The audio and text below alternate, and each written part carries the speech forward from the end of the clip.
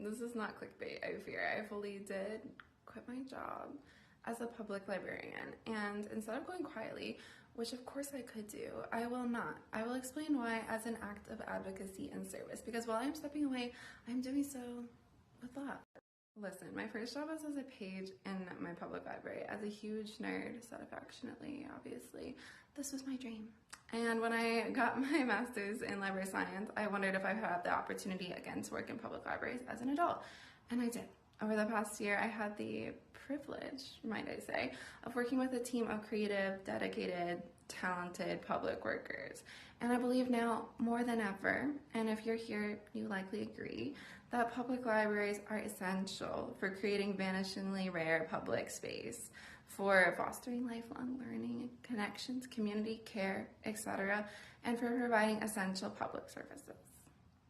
For the past year, I also learned something that did not surprise me and will sadly not surprise you either. Okay, while public libraries, the services they provide, and the people who staff them are absolutely essential, they are not treated as though they are in any way at all essential. Consulting my notes for the sweeping generalizations I'm about to make, which I do contend are accurate and many will agree.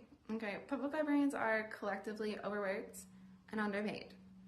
They're expected to continue to deliver a consistent level of service while being consistently understaffed and having very little structural support in many cases. Because of their service orientation, too, in a helping profession, they're expected to put up with poor working conditions to keep the ship running for the communities they serve because they love them, and they do. And I would have continued to do it too, but I had a health issue come up that I couldn't ignore. I'm okay now. But it really brought into focus for me my need for a better balance between work and, life. All this to say, resourcing and funding for public libraries are under attack, okay? And challenging situations are likely to become ever more challenging.